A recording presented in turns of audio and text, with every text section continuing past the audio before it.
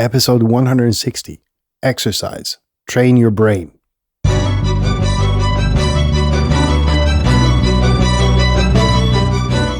You're listening to the very best podcast in the world on health, wealth, and happiness. Please remember to leave a review and share with all your friends and family. And here is your host, Lars Hilser.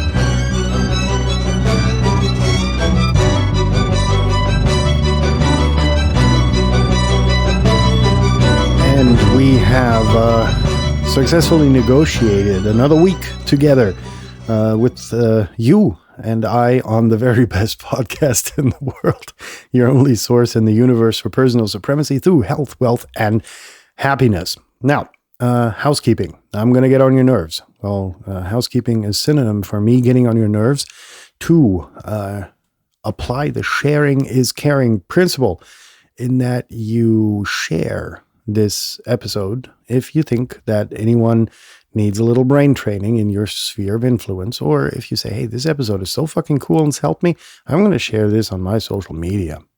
There you go. So if Uncle Bob needs brain training, or if Uncle Bob is, for instance, subject to, I don't know, whatever episode you hear on this very best podcast in the world, share this episode with him. If you haven't subscribed yet, if you're any one of the few people missing out, now's your chance. Go to the very best podcast in the world.com. Look for your favorite podcast subscription service, subscribe, and there you go. Your life's been improved. At least I hope so. So without further ado, let us get down to training your brain. And these are 6 principles which I found to be very interesting to make your brain cope with today's very stressful world. I think that's fair to say, particularly now that, we all need to, kind of pull our ass cheeks together. It's become a difficult world, and I'm quite certain it will become even more difficult. And it's been, kind of like a joyous ride until now, the past, 41, almost 42 years. And I think times are changing, and it's good to have a well-functioning brain so that you can, for instance, learn new skills more quickly. You can adapt to new situations more swiftly. Is that a word? I think so. Whatever. And it's really about using your brain and not letting it go into this, slushy mode where, you just feed yourself information from different sources and don't really know how to digest them. One of the things you should be learning in school is how to learn. And that for, a lot of school systems doesn't really apply anymore. It's feeding information, regurgitating it, and then taking that as the absolute truth without questioning the authority that's there. Very interesting development that the school system's had in the past couple of years. Perhaps. No, I'm not going to go down that route. Anyhow, first thing that you can do to train your brain. Jesus, I'm going to have a difficult time saying that repeatedly. Read every day and make that a routine. We went over that a couple of days ago when I said that, it's a better routine than watching TV. Reading information makes it stick better. If you've got a photographic memory, even better. If you've got a vivid imagination, holy shit, reading is going to do you so much better than watching TV. If the author is good. But it's going to captivate you in a way that television just can't and never will be able to. Because, despite the fact that, I'm immediately thinking of the scene in Breaking Bad where they're standing in the middle of the desert and this vapor comes out of the top of the Winnebago. That's something which could be better transported in a book. Or, if you look back at The Matrix, at the scene where Neo is freed out of this hive of probably millions and millions of people. Describing that hive in the book would probably take pages upon pages. So, reading is much better than watching TV or, going through social feeds, even if it's social feeds. Reading is so fucking important, and being able to read quickly and digest and evaluate the information is even more important, even more so. Number 2, getting out of your comfort zone. That will be, I'm quite certain, necessary in the near future. In that, I think, we have all come to appreciate our standard of living, and we're stuck with it. And I think it's not going to be around forever. I think the Western economies are going to suffer significantly from the COVID fallout. And we may, despite what the Kool-Aid that the banks are feeding you, I'm quite certain that if we print money and the worth of 1/2 of the world's GDP, almost, I think that has negative influence somehow. I'm going to talk to my banker about that next week when we're up for coffee. So getting out of your comfort zone is an insanely important thing. And I don't mean, going jogging in the rain. I'm seriously meaning getting out of your comfort zone. Anticipating things that are in front of us, trying to cut back on expenditures that you may have, which are not necessarily necessary. Cutting back, saving up a little bit of money, being prepared, and being able to adapt to situations which may come forward. Again, this is a very extreme that I mentioned, but it's become very difficult for people to actually adapt, particularly in the Western world. Throw something at them, they're not going to be able to improvise. They're just going to stand there with a brain freeze and be like, what am I going to do now? And those are, very interesting.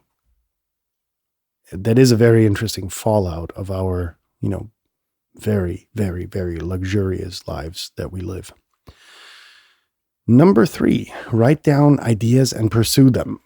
I think we already did that in a nightly, in an episode about sleep, where I said, just always have your notepad ready, right? Or for those of you who are more digitally advanced, have your phone ready, have Siri take a note, and then, later go down and dwell down on those notes. Even if it's the most remote brain fart, I have those all day long for podcast episodes, for instance. And Siri has become my very good companion in taking down those notes, those brain farts. And then later at night, I'll go through those brain farts and, fill them up with life, with situations from my life, which may be valuable, maybe even, quotes from other great thinkers that have, had a different opinion about it, which I'll include in my, thought process of how can this episode be valuable to you guys, and that's a very important thing in, pursuing those ideas. In the podcast context, you're listening to the results pretty much every day, because that's how these episodes come together. These, I think, upwards of a dozen notebooks laying around in the house, which I, then in the evening collect and take to my desk and then go through them and say, okay, what am I going to be talking about tomorrow? Right. And get a notebook and get 10. They're probably cheaper a dozen. So get 12. Put them everywhere around the house. If you're not too much into the digital companions, take that as an alternative. Number 4, exercise. We're doing that every Friday, and I'm not limiting this to physical exercise. It's training your brain. That's what this episode is about, right? It's about getting accustomed to the fact that your body and your mind need to be in sync. I heard this very interesting quote about ALS, and how, somebody lived inside a limp body and then eventually couldn't breathe anymore and then passed away. that was insanely interesting, to see that, to become aware of the fact that, body and mind need to be in sync.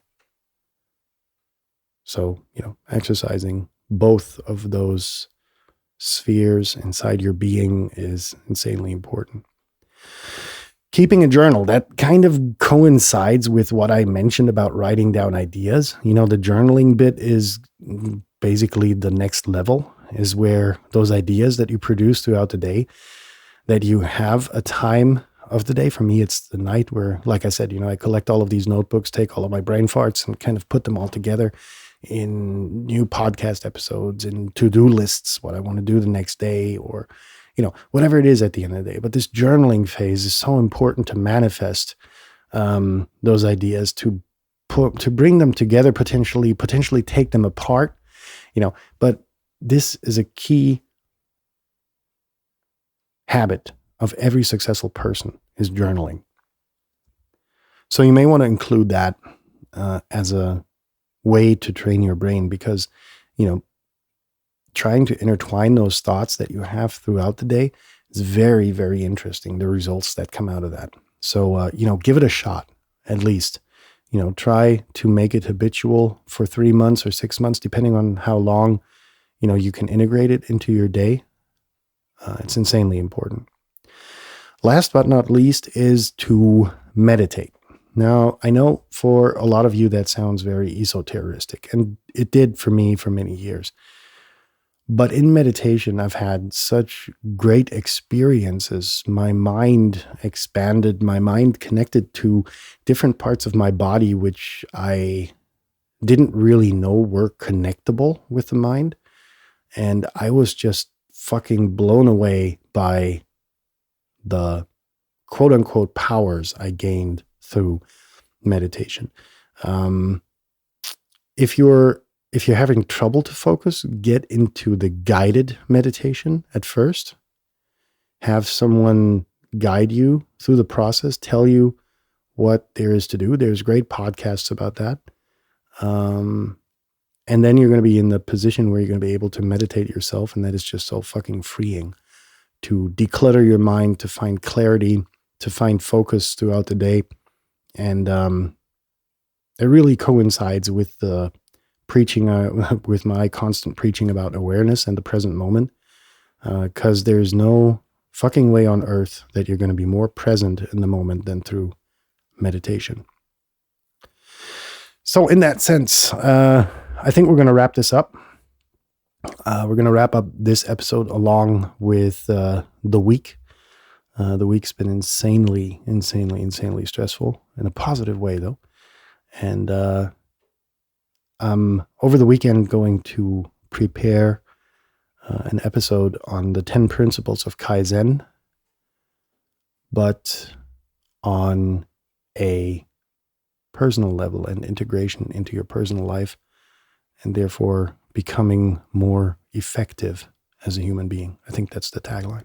So in that sense, I hope you have had a successful day. If you haven't, have a good night, have a good weekend. In any case, leave your hands above the blanket, and we'll be in touch on Monday with Kaizen, and next week with other cool episodes. Stay tuned, stay safe, and see you on Monday.